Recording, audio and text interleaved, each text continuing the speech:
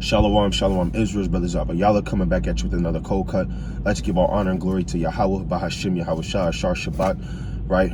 Keep the Sabbath holy, of course, right? For my brothers out there on the highways and byways, right? Teaching the hopeful elect, trying to, seal the hopeful elect, right? Through the spirit and power of Yahweh, Bahashim, Yahweh Shah, running and guiding their households in order, right? And mighty sisters as well, guiding their households while their husbands are at war, right? Leading up the children and bearing the troubles of education, shalom, shalom, and the mighty children as well, keeping the commandments, building themselves up in wisdom, knowledge, and understanding, especially on this high holy day, giving and consecrating this day for the Lord, shalom, shalom, right? This is going to be this kind of a before camp warning, as you would say, or just, just a video just about, seeing, you go to Proverbs 22:3, seeing, evil before it happens, right? Just kind of going off the spirit of our camp yesterday out down here in Chicago. You had a lot of not scoffers, but you had a lot of so-called debates coming up, right? You had a lot of debates that, in different topics that brothers went into even after camp, dealing with a lot of history, right? Dealing with a lot of doctrines, if you will. I mean, two people brought out John 3:16, and then you had, a lot of Ishmaelites that claimed they were Palestinians, but didn't know that Palestinians or Philistines go back to Ham, and they didn't know which forefather they came from, Ham or Ishmael, and they were, kind of cut on that point. But the point is, you're going to have a lot of people come now after the Feast of Dedication. If you're looking at it spiritually, we beautified the temple, we building up the temple, and we're in the spirit of building. You're going to have a lot of people or a lot of enemies come and just try to destroy the temple with subtlety, right? With different doctrines, putting spirits on brothers. And you have to watch these things, especially in these times now, especially as we're in the spirit of building. You're gonna have enemies that try to come out and try to tear down what you're building, and this is nothing new on the earth, right? Let me get the book of Proverbs, chapter 22:3.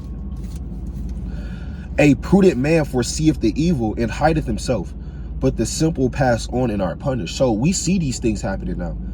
I mean, the Most High requires that which is past. It's Ecclesiastes 3:15. These things has happened before when our forefathers laid down the temple, right? You have to see Satan. You have to see and perceive your enemies they're plotting on the building as they've done before, right? As I told brothers, kind of put it in one of our group chats, not last Thursday, but the Thursday before that, the first night of the Feast of Dedication, that was the anniversary of Zerubbabel laying down the temple, right? When you read Haggai, the 2nd chapter. Right, 2,565 years ago, right? This year, was the time Zerubbabel laid his hand to the foundation of the temple. And now you have to understand, if he laid his hand to the foundation of the temple around this time, they were building around this time. We're in the same spirit of building around this time, right? Feast of Dedication, right? Zerubbabel laying the first foundation of the temple, man, putting his hand, rodding his hand to the work, with Joshua the high priest as well. We're in that same spirit. You're gonna have the same enemies. Those same spirits come against you as well. Let me get the book of 1 Maccabees chapter 4. This is the book of 1 Maccabees chapter 4. Not 14. Let's see what happened when Simon beautified the temple. Because these, like I said, these things are nothing new. This is not nothing you should be surprised about. Why? We just got done building. Why does it seem like our enemy's trying to take it down? Why does it seem there's a lot of doctrines? People are going to get swayed by doctrines. Brothers and sisters going to fall out. But other brothers and sisters, they're going to stand strong to the building. It's 1 Maccabees chapter 14 and verse 14. Moreover, he strengthened all those of his people that were brought low. The law he searched out, and every contemner of the law in a wicked person he took away. And that's what we did during the Feast of Dedication. You took away certain things that weren't profitable for your temple, for your spirit, right? You added certain things. You started reading the law a lot more. You removed things that contempt the law. That's what you were doing with the building. That's what we're doing with the building, right? But what? Verse 15, he beautified the sanctuary and multiplied the vessels of the temple. And that's what you did. You beautified the sanctuary. You started adding in faith. You started adding in temperance, patience, long-suffering, joy, peace, love. You started adding these different things, adding these different vessels inside of your temple, right? Let's jump down to verse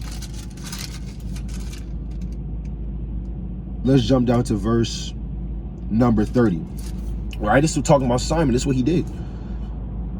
And it says, For after that, Jonathan, having gathered his nation together and been their high priest, was added to his people. Their enemies purposed to invade their country that they might destroy it and lay hands on the sanctuary. Now, this is the same sanctuary that Simon just beautified. The enemies wanted to lay hands on the sanctuary, to destroy the sanctuary. It's not a coincidence. We had all those scoffers. The first camp after the Feast of Dedication, you just had a wave of scoffers. And I don't know if brothers is dealing with this in other states and other congregations, but I know for us down here, we seen more scoffers on a Friday night than we probably seen since the summertime, man. I mean, it was just masses, amounts of Christians, Arabics, Islam, right? Atheists, kind of trying to challenge the building, challenge the word of the Most High. And brothers had to kind of cut every doctrine. 1 Peter 3:15, answer every man, even after camp. But this is the spirit that we got to be in, right? Because our enemies, they don't like when we build our temple. When we go to 1 Maccabees 5:1, they don't like when we get to building. They hate that. It inflames them. Right? This 1 Maccabees chapter 5 and verse 1. Now when the nations round about heard that the altar was built and the sanctuary renewed as before, it displeased them very much. We just got done renewing our sanctuary. Kept the mighty kept the mighty 8-day feast, man. Right? Brothers meditating, getting their spirit right. Congregations, they taking away certain things and adding certain things and implementing certain ideas for the building of the body. These different things are happening. But the nations round about, they heard that we're renewing the temple. Then guess what? It displeased them very much. Right? They're back out here again. Right? I know they're out here every week, but this week, it feels something. It's different about this group. They seem more mightier. They seem more zealous. They seem more fervent in the law. They seem to have more zeal. I don't like that. John 3:16 says, and that's what they do. Right? Well, what about this? And the Most High brings them up there because it's the same spirits on earth again, man. Right? I'm going to the book of 2 Maccabees chapter 9. So you have these times where our fathers was building, and you had damn lewd men, evil men, other nations trying to make our place a burying ground, our common burying ground, threatening us. You got people threatening us today. They were doing the same thing back then. It's 2 Maccabees chapter 9. And I'm going to start at verse 1. About that time came Antiochus with dishonor out of the country of Persia, for he had entered the city called Persepolis and was about to rob the temple and to hold the city, whereupon the multitude running to defend themselves with their weapons put them to flight. And so it happened that Antiochus, being put to flight, of the inhabitants returned with shame, right? So he got put to flight out of Persia. Antiochus. Now what happened? Now when he came to Ecbatana, news was brought unto him what had happened unto Nicanor and Timotheus. Their swelling with anger, he thought to avenge upon the Jews the disgrace done unto him by those that made him flee. Therefore commanded his chariot men to drive without ceasing and to dispatch the journey, the judgment of God now following him. For he had spoken proudly in his sword, and he would come to Jerusalem and make it a common burying place of the Jews, man. So they wanted to come to Jerusalem, make it a common burying place of the Jews just because of what happened to this man in Persia. And we want to take all his anger out on us. And that's what these nations do. They look at us, they say, you guys are nothing. Right? They may have a bad day. They may get stomped out by the Israelis out there in the Middle East, in Israel, and then they come in towards us and they try to destroy what we building over here, man. And that's what these nations do. And that's what Nicanor and Antiochus was doing, man. Trying to destroy the building. And they're gonna come with deceit. They're gonna act like they're your friend. I'm going to go to 1 Ezra chapter 6. All right, you're gonna act like they're your friend. They want to help you build. Right? They want to do these things, but we're not. Did our forefathers do that? Did our forefathers allow the heathen to build with us? Right? These things did not happen. Right? Let me get the book of Ezra. These things did not happen because we knew the spirit that these heathens was in. We knew the spirits that these heathens were in. And we weren't allowing just different people just to come serve our God, man, and worship our God. Let me see if I can get this. It's the book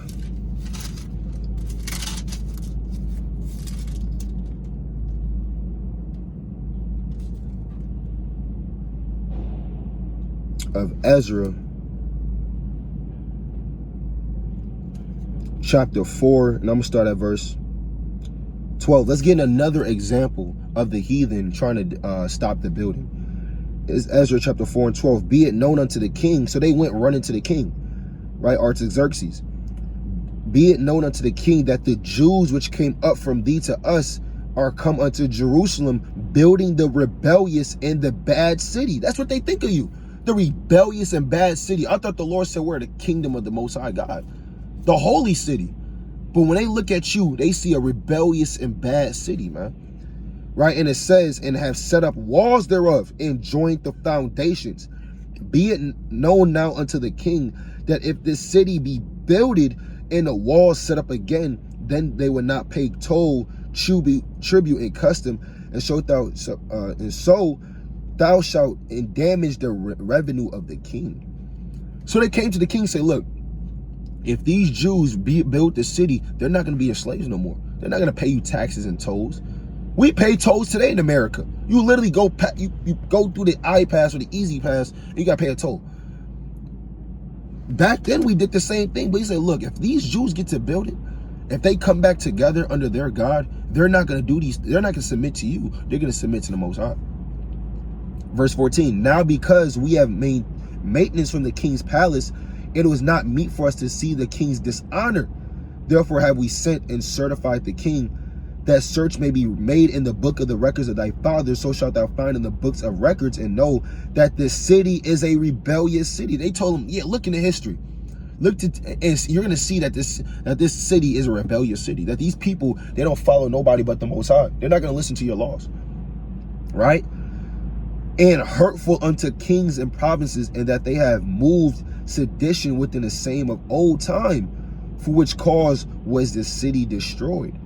We certified the king that if this city be builded again, and the walls thereof set up, by this means thou shalt have no portion on this side of the river. And they say, look, if this city is built up, they're going to be so mighty, you're not going to have any portion on this side of the river. They're not going to be under your jurisdiction. These heathens will do anything to stop you from building. They'll call the police on you and tell you, like, look, if these guys are out here, they're going to be disrupting the peace. They're going to be disrupting the peace of the people. You know, I just want to take my kid out, you know, to see the ice, you know, to the ice rink. You got guys yelling that we're going into slavery. You got guys yelling, you know, calling us crackers and Edomites. And, you know, we don't want to hear that. Keep telling them to turn off the mic. Keep telling them just to go on the other side of the street. Because if they keep doing this, the park, you know, you guys are not going to make any money, because they're going to scare everybody off. That's how they talk, man. And with seducing words, let me go to Psalms 58. Like a serpent, they're going to try to stop you from building. Come on, you really want these black guys out here screaming at us, right? This is Psalms chapter 58 and verse 3. Let me start at verse 4. Their poison is like the poison of a serpent. They are like the deaf adder that stoppeth the ear. And it says, which will not hearken to the voice of charmers, charming never so wisely. Right? And that's what they do. It's like a serpent in your ear. And then you got people getting enticed by that. Yeah, they are a hate group. Yeah, they are racist, aren't they? All right, let me go put a stop to what they're doing. Right? So you guys can enjoy your day. These heathens will do anything for them, for you to stop the building of the temple. And this is even during the times of our fathers. Right? Let me go to the book of 1 Ezra, chapter 6 and verse 11. All right, this is the book of 1 Ezra, chapter 6 and verse 11.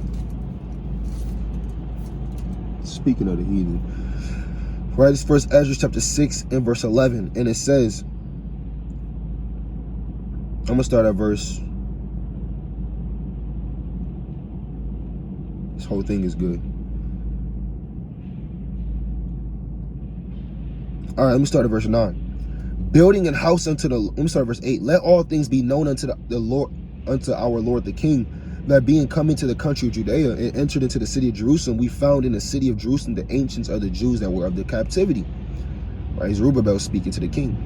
Building a house unto the Lord, great and new, of hewn and costly stones and timber already laid up upon the walls. And those works are done with great speed, and the work goeth out on prosperously in the hands. And with all glory and diligence is it made. Then asked we these elders, saying, by whose commandment build you this house, and lay the foundations of these works?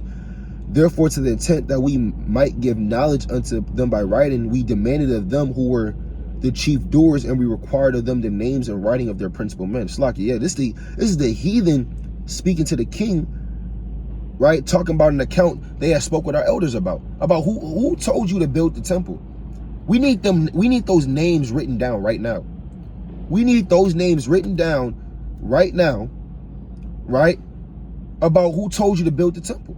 Let me show you this, verse 3. It says, at that same time came unto them Sisines, the governor of Syria, and Phoenice with Sathrabuzanes and his companions, and said unto them. So these men of these different nations of Syria around about came to the king and says, hey, who allowed these men to build the temple? Go back through the records and actually see if what they're saying is right. They come into the men demanding our elders to write down certain names, who they are, so they can give an account to the king. They don't run nothing over there, right? And it says, verse 12, read it again. Therefore, to the intent that we might give knowledge unto thee by writing, we demanded of them who were the chief doers, and we required of them the names and writing of their principal men. So let's see what our forefathers introduced themselves as. Verse 13, so they gave us this answer, we are the servants of the Lord, which made heaven and earth. And as for this house, it was builded many years ago by a king of Israel, great and strong, and was finished. Right? So guess what? Guess what? Our forefathers said, look, we're the servants of the Most High. Right? And it was pulled down, but guess what? We here to rebuild it again. Right? Our forefather, now we're here to rebuild this temple. It was pulled down by the heathen, and now we're here to rebuild.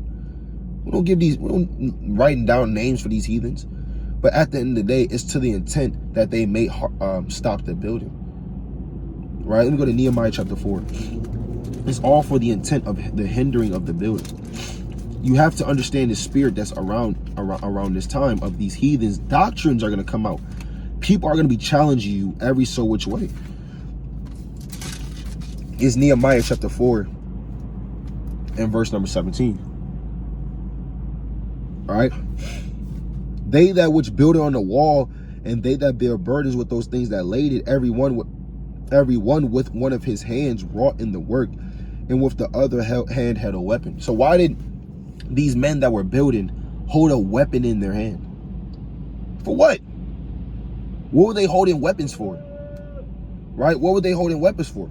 Right? I mean, just to look good? No, man, they was holding weapons because their enemies were trying to come against them and persecute them. You got to understand that. Our weapon is this Bible, the doctrine, our culture, our heritage. When we speak the words of life, we speak fire. Right? I mean, that's written in the book of 2nd Ezra 13. The Lord spit fire out of his mouth and it consumed the whole multitude. Hey, confounded them with the law, man. Because his law is fire. The words of the Lord are fire. That's Jeremiah 23 and 29. So let me read on. Verse 18. For the builders, everyone had his sword girded by his side, and so builded. And he that sounded the trumpet was by me. Right? And I said unto the nobles, and to the rulers, and to the rest of the people, the work is great and large, and we are separated upon the wall, one far from another. He said, look, this work is great and large. Y'all all the way down there, and I'm right here. We're separated one from another very far, right? In what place, therefore, you hear the sound of the trumpet, resort ye thither unto us. Our God shall fight for us. And since y'all so far away, if when we blow this trumpet, come and gather with us. Verse 21, so we labored in the work, and half of them held the spears from the rising of the morning till the stars appeared. Right? So half of them, they watched for anything mischievous to happen, and the other half worked. They were watching to see if their enemies were going to come against them. That's the spirit we got to be in. Right? And it says, verse 22, likewise at the same time said I unto the people, let every one with his servant lodge within Jerusalem, that in the night they may be a guard to us and labor on the day. So look, man, guard us at night and labor on the day. That's how serious this building, us building this temple is, that you're gonna have people try to destroy you at any point in time throughout the day, man. Like I said, with doctrines, philosophies, even literal persecution. So make sure that we continue to watch. It's not gonna be a long video. It's kind of like I said before, camp warning. If you're out there laboring the highways and byways, expect more spirits of sedition and heresies to come about to try to sift the sheep out, man. We had somebody tell us yesterday they're gonna bring their pastor up there. When you out here, took a flyer, even took a picture of it. He said, yeah, I'm gonna bring my pastor. He's gonna be willing to come out here. Well, we hope so, man. We hope your pastor comes out here so he can get the same cuts, the same lashings, the same treatment you did, man, with the words of the Most High. So I like to give our praises to Yahweh, Bahashem, Yahweh Shai, and been a mighty strong Shalom.